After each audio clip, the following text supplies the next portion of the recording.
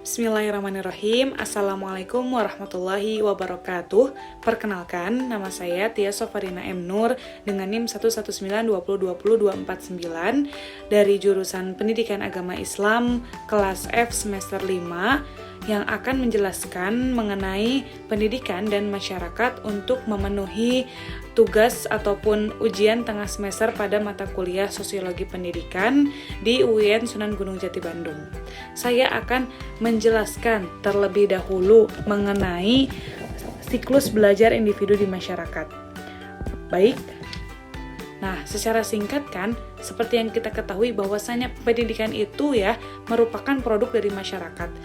Nih, tanpa kita sadari, pendidikan itu sebagai proses transmisi pengetahuan, sikap, kepercayaan, keterampilan, bahkan aspek-aspek kelakuan lainnya yang mana itu diberikan kepada generasi muda, maka seluruh upaya tersebut sudah dilakukan sepenuhnya oleh siapa? Oleh kekuatan-kekuatan masyarakat. Nah, lalu ada penjelasan yang diutarakan oleh Randall Collins ya mengenai 3 tipe dasar pendidikan yang hadir di dunia. Apa aja? Yang pertama adalah jenis pendidikan keterampilan dan praktis. Maksudnya apa? Nah, di sini itu pendidikan yang dilaksanakan untuk memberikan bekal keterampilan maupun kemampuan teknis tertentu agar dapat diaplikasikan kepada bentuk mata pencaharian masyarakat. Nah, lalu jenis pendidikan itu dominannya seperti apa? Nah, dominannya itu di masyarakat itu masih seperti berburu, meramu, ataupun nelayan gitu. Nah, yang kedua itu apa? Pendidikan kelompok status. Itu tuh apa sih? Yaitu pengajaran yang diupayakan untuk mempertahankan prestis, simbol, serta hak-hak istimewa atau yang kita sering dengar itu adalah privilege kelompok elit dalam masyarakat yang memiliki pelampisan sosial. Nah, jadi pada umumnya pendidikan ini itu dirancang untuk digunakan dalam pengertian teknis dan sering diserahkan kepada pengetahuan dan diskusi badan-badan pengetahuan. Nah, yang ketiga itu apa? Yang ketiga itu adalah tipe pendidikan birokratis. Maksudnya apa? Tipe pendidikan birokratis ini diciptakan oleh pemerintah untuk melayani kepentingan kualifikasi pekerjaan yang mana berhubungan dengan pemerintahan. Serta apa sih gunanya? Gunanya itu sebagai sarana sosialisasi politik dari model pemerintahan kepada masyarakat awam. Untuk selanjutnya saya akan menjelaskan tentang fungsi-fungsi sekolah. Nah, secara mendasar ya teman-teman, sekolah itu bertugas untuk memberikan bekal pengetahuan, keterampilan, kemampuan yang diperlukan seseorang agar dia itu dapat berjalan kepada kedewasaannya secara utuh dan tersalurkan juga skill-skill atau potensi yang dia miliki pada dirinya. Nah, terus dalam konteks sosial itu gimana? Yaitu kenyataannya itu sekolah itu mempunyai beberapa fungsi. Apa aja sih? Yang pertama, ada 7. Yang pertama itu sekolah itu mempersiapkan seseorang untuk mendapat suatu pekerjaan. Yang kedua adalah sebagai alat transmisi kebudayaan. Yang ketiga, sekolah itu mengajarkan peranan sosial. Yang keempat, sekolah menyediakan tenaga pembangunan. Lalu yang kelima, sekolah membuka kesempatan untuk memperbaiki nasib ya karena pekerjaan tadi. Yang keenam itu menciptakan integrasi sosial, dan yang terakhir atau yang ketujuh itu kontrol sosial pendidikan. Sehingga pada pendidikan itu sosial dapat memegang peranan penting dalam sosialisasi anak-anak. Nah, apa salah satunya itu upaya pengendalian sosial itu ada 4 cara yang dapat digunakan ataupun yang dapat dilakukan sekolah. Yang pertama itu transmisi kebudayaan. Apa aja dalamnya? Norma-norma, nilai-nilai, informasi yang mana itu disampaikan melalui pengajaran secara langsung. Contohnya itu pada pelajaran filsafat negara, sifat-sifat warga negara yang baik, atau yang kita ketahui itu sebagai pelajaran PPKN ya. Nah, Yang kedua itu mengadakan kumpulan-kumpulan sosial. Seperti apa sih? Seperti kayak ada pramuka ataupun olahraga ataupun ekstrakurikuler lainnya gitu.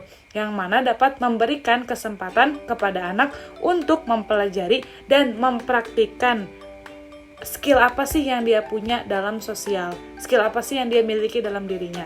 Yang ketiga itu memperkenalkan anak dengan tokoh-tokoh yang mana dapat dijadikan anak itu sebagai figur tauladan. Nah, di sini itu guru dan pemimpin sekolah itu memegang peranan yang sangat penting karena harus menjadi contoh yang baik untuk anak. Yang keempat itu menggunakan tindakan positif dan negatif untuk mengharuskan murid mengikuti tata perilaku yang layak dalam bimbingan sosial. Nah, dalam tindakan yang positif itu adalah pujian, hadiah. Nah, sedangkan yang negatif itu jika anak melakukan kesalahan yaitu memberikan hukuman ataupun teguran dan lain sebagainya. Selanjutnya saya akan menjelaskan mengenai perubahan sosial dan pendidikan. Nah, telah menjadi hukum alam ya teman-teman, kalau pasti setiap masyarakat itu memiliki perbedaan. Betul kan? Ya, yang mana dalam perbedaan tersebut itu adanya perubahan ataupun adanya inovasi baru. Nah, ada perbedaan masyarakat, di mana masyarakat yang sangat cepat mengadopsi suatu perubahan, ada juga bahkan yang sangat lambat dalam mengalami perubahan. Nah, di samping itu terjadi pada kebanyakan anggota masyarakat umumnya, pasti terjadi semuanya. Kenapa sih hal itu bisa terjadi? Setelah kita telaah bahwasanya karena anggota masyarakat itu memiliki perbedaan kesiapan untuk menerima perubahan itu. Yang mana akibat dari adanya perbedaan perubahan itu adanya variasi pengetahuan, cara berpikir, sikap, variasi dalam akhlak, personalitas, pengalaman. Selain itu juga kesesuaiannya itu antara nilai, value yang dia miliki dengan nilai baru yang ditawarkan untuk apa? Untuk mempertahankan eksistensi hidup masyarakat. Hingga dia tidak dapat terhindar dari mana? Dari teknologi yang ada.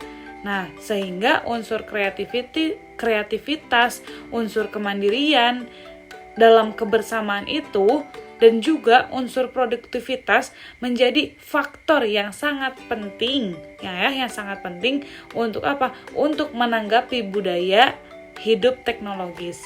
Baik, untuk poin terakhir itu saya akan menjelaskan mengenai pendidikan dan pembaharuan masyarakat. Nah, seperti yang kita ketahui sistem pendidikan itu kan alat yang sangat ampuh untuk apa? Untuk mendoktrin generasi muda untuk menciptakan suatu masyarakat yang mana itu menurut keinginan mereka, di mana perubahan kekuasaan dalam suatu negara nih, misalnya menganut ideologi apa, nah sekolah tersebut itu akan menggunakan alat untuk membangun agar masyarakat itu mengikuti ideologi mereka. Nah, dalam dunia yang sangat dinamis, yang sangat tidak diam ini, tanpa terkecuali masyarakat itu akan mengalami perubahan menuju pembaharuan, yang mana di situ itu mengikuti pertukaran zaman, periode, masa, yang mana akan membahayakan, sebenarnya itu akan membahayakan eksistensi masyarakat sendiri. Nah, tiap pemerintahan pasti berusaha untuk mengadakan perubahan yang diinginkan ya, agar rakyatnya itu sejahtera, selamat, bangsa dan negaranya juga. Nah, dan itu hal yang harus adanya keseimbangan antara apa? Antara dinamika dan juga stabilitas, yang mana perubahan-perubahan itu akan tercermin antara lain dari bangsanya sendiri atau masyarakatnya sendiri. Seperti misalnya itu adanya kurikulum dalam sistem pendidikan. Nah, dari zaman ke zaman adanya perubahan, adanya pembaharuan, dari perubahan adanya pembaharuan, sehingga dari kata lain itu perubahan itu menuju pembaharuan dalam pendidikan itu sangat apa? Sangat tergantung pada kebijakan yang diambil oleh pemerintahan pada negara tersebut. Mungkin cukup sekian penjelasan dari saya mengenai pendidikan dan masyarakat. Kurang lebihnya mohon maaf. Terima kasih telah mendengarkan penjelasan saya dengan seksama. Wa akhirul kalam, jazakumullah khairan katsiran. Wassalamualaikum warahmatullahi wabarakatuh.